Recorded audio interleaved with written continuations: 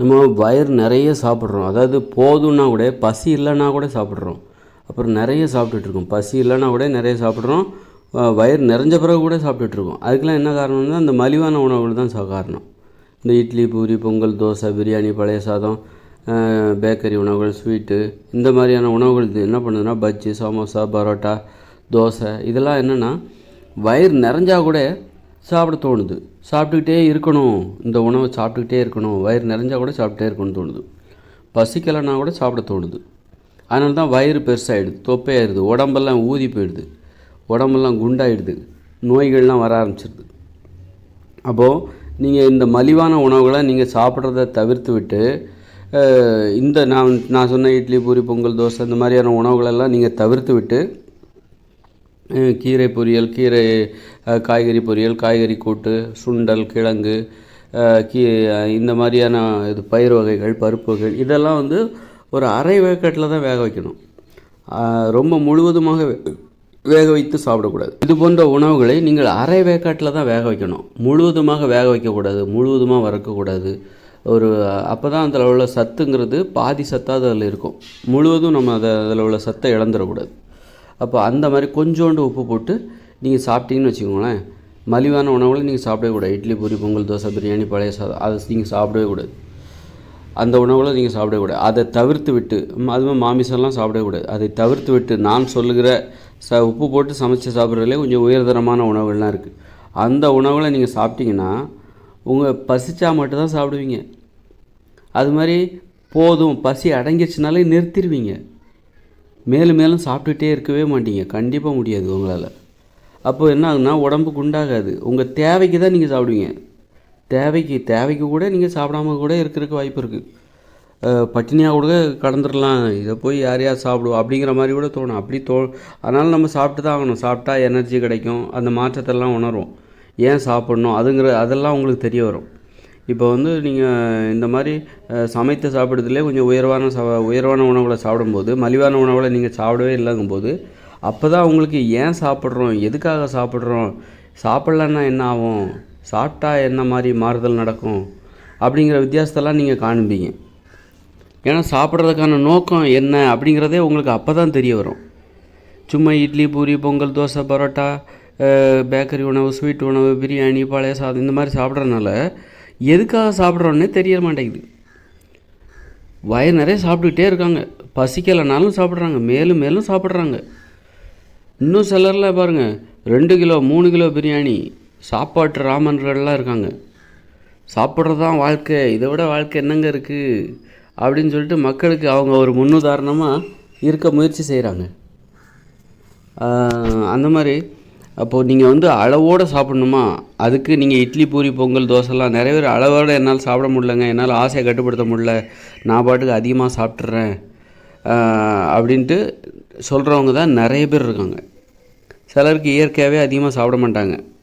அவங்க கொஞ்சமாக தான் எதை சாப்பிட்டாலும் கொஞ்சமாக சாப்பிடுவாங்க. அது ஒரு இயற்கை வரம் தான், அவங்களுக்கு அது ஒரு வரம் அப்படின்னு தான் நினைக்கணும். ஆனால் சிலர் அதிகமாக சாப்பிடுவாங்க. நிறைய பேர் அப்படி தான், அவங்களால கட்டுப்படுத்தவே முடியாது, அதிகமாக சாப்பிட்டே இருப்பாங்க. அப்போ அவங்களுக்கெல்லாம் என்ன தீர்வுன்னா, நான் சொல்லுகிற அற்புதமான தீர்வு என்னென்னா, மலிவான உணவுகளை சாப்பிடாதீங்க. இட்லி, பூரி, பொங்கல், தோசை, பரோட்டா, பிரியாணி, பழைய சாதம், பஜ்ஜி, சமோசா, அல்வா, பூந்தி, லட்டு இதெல்லாம் சாப்பிடாதீங்க. இந்த மாதிரி உங்களை அடிமைப்படுத்துகிற உணவுகளை சாப்பிடாதீங்க. காய்கறி பொரியல் அதெல்லாம் அரை வேக்காடு தான் வேக வைக்கணும். கொஞ்சோண்டு தான் உப்பு போடணும். மசாலாலாம் நிறைய போடவே கூடாது. நல்ல மிளகுத்தூள் போடுங்க, அவ்வளோதான். எளிமையான உணவு, 20 நிமிஷத்தில் 15 நிமிஷத்தில் சமைச்சு முடிச்சிடணும்.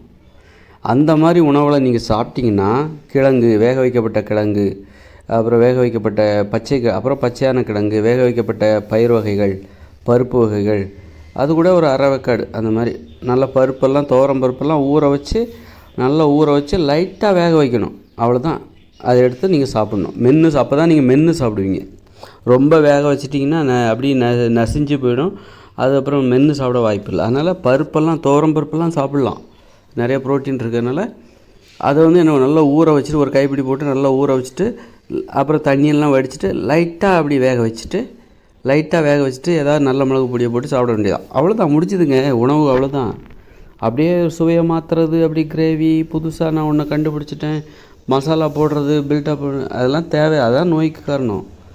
நீங்கள் சுவைக்கு அது எதுக்காக சாப்பிட்றோங்கிற நோக்கம் தெரியும். அப்போ தான் நான் சொல்கிற மாதிரி சாப்பிட்டா தான், நான் சொல்லுகிற உணவுகளை நீங்கள் சாப்பிட்டா தான் எந்தெந்த உணவுகளெல்லாம் சாப்பிடலாம் அப்படிங்கிற எவ்வளோ சாப்பிட்லாம், எந்தெந்த உணவுகளை எவ்வளோ சாப்பிட்லாம், ஏன் சாப்பிட்றோம், சோறு நம்ம ஏன் உணவு ஏன் சாப்பிட்றோம் அப்படிங்கிற உணவு உண்பதற்கான நோக்கம், எதுக்காக நான் சாப்பிட்றோம், அந்த நோக்கம்லாம் உங்களுக்கு தெரிய வரும். அப்போ நீங்கள் அளவோடு தான் சாப்பிடுவீங்க, அளவை விட குறைவாக தான் சாப்பிடுவீங்க, அளவுக்கு அதிகமாக சாப்பிட மாட்டீங்க. பசி இல்லைன்னா சாப்பிட மாட்டீங்க, பசிச்சா தான் சாப்பிடுவீங்க. சாப்பிட்டா என்ன நடக்கும், சாப்பிட்லன்னா என்ன நடக்கும்? ஏன் சாப்பிட்றோம்? சோர்வாக இருக்குங்க, எதாவது சாப்பிட்டா தான் கொஞ்சம் தெம்பாக இருக்கும், வேலை செய்யணும், அதுக்கு தான் சோர்வாக இருக்குது, சாப்பிட்டேன்னா நல்லா தெம்பாக இருக்கும், அதுக்காக சாப்பிட்றேன். அந்த மாதிரி ஒரு சாப்பிடுவதற்கான நோக்கம், சாப்பிடுவதற்கான காரணம், இந்த மாதிரி கட்டுப்பாடு. அப்புறம் அளவுக்கு அதிகமாக நீங்கள் சாப்பிட மாட்டீங்க, இந்த மாதிரி கட்டுப்பாடு.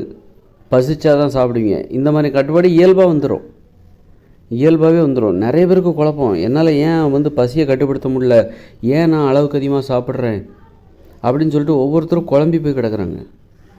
என்னால் ஏன் 2 இட்லியோடு நிறுத்திக்க முடியல, ஏன் 8 இட்லி சாப்பிட்றேன், ஏன் 10 இட்லி சாப்பிட்றேன், ஏன் என்னால் ஒரு பிரியாணியோடு நிறுத்த முடியல, ஏன் 2 பிரியாணி சாப்பிட்றேன் இப்படின்னு சொல்லிட்டு ஏன் சாப்பிட்டுக்கிட்டே இருக்கேன். இப்போ நான்லாம் அப்படி தான் சாப்பிட்டுக்கிட்டே இருப்பேன்.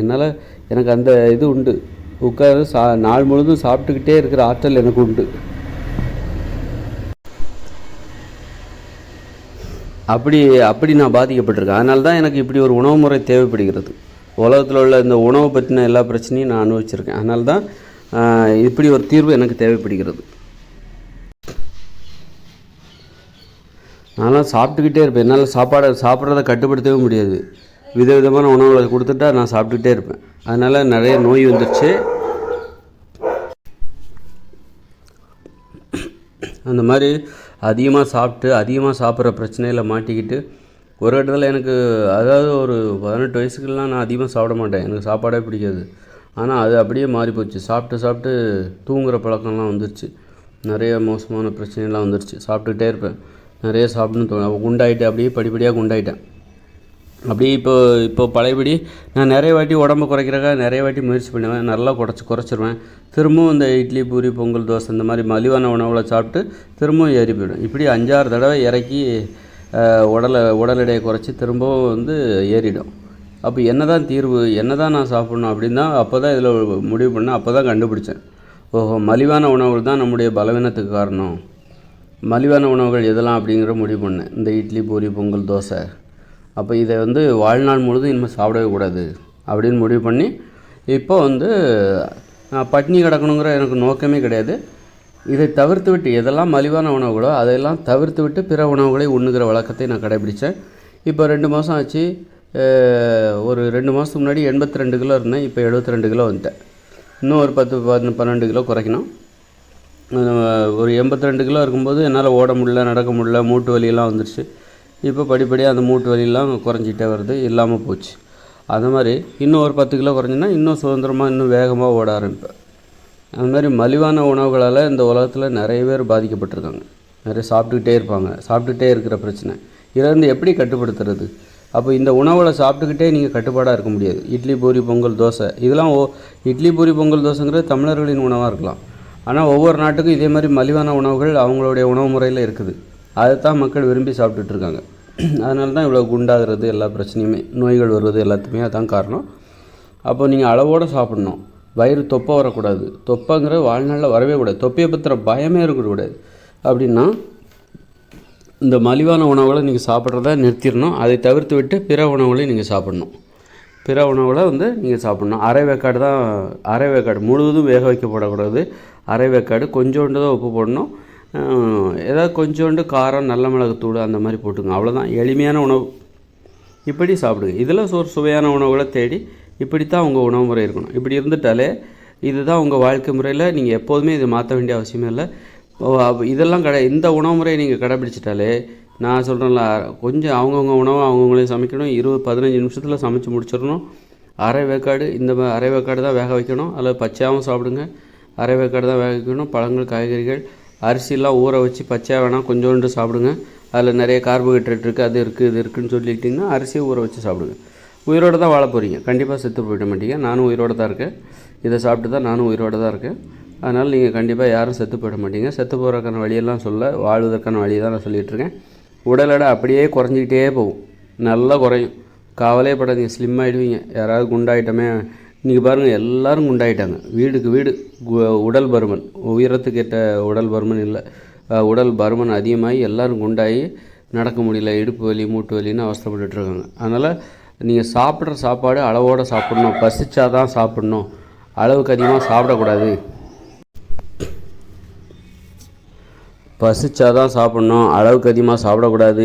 ஏன் சாப்பிட்றோம், எதுக்காக இதை சாப்பிட்ணும், இந்த உணவுப் பொருளை நாம் எதுக்கு சாப்பிட்ணும், சாப்பிடுவதற்கான நோக்கம் என்ன, சாப்பிட்லன்னா என்ன நடக்கும், பட்னி கிடந்தால் என்ன தான் நடக்கும், பட்னி கிடந்தால் கண்டிப்பாக செத்து போக மாட்டோம். இப்படிப்பட்ட எல்லா அனுபவங்கள் அதாவது மலிவான உணவுகளை நீங்கள் தவிர்த்து விட்டாலே நீங்கள் உண்ணா நோன்பு இருக்கிற அளவுக்கு உங்களுக்கு ஒரு மன உறுதி வந்துடும். உண்ணா நோன்பு கூட இவ்வளோ ஈஸியானதா, ஆச்சரியப்படுவீங்க. உண்ணா நோன்பு இருப்பது இவ்வளவு எளிதானதா, ஆச்சரியப்பட்டு போவீங்க. அப்படின்னு சொல்லிட்டு அந்த மாதிரி மன உறுதி அதிகமாகிடும் உங்களுக்கு. அந்த மாதிரி உங்கள் வாழ்க்கையே மாற்றக்கூடியது. நான் சொல்கிற விஷயம் ஏதோ சாதாரணமாக நினைக்கவே, இதுதான் தீர்வு, அவ்வளோதான், இதுதான் தீர்வு. இதை தவிர வேறு எந்த தீர்வு யாரும் சொல்லவே முடியாது கண்டிப்பாக.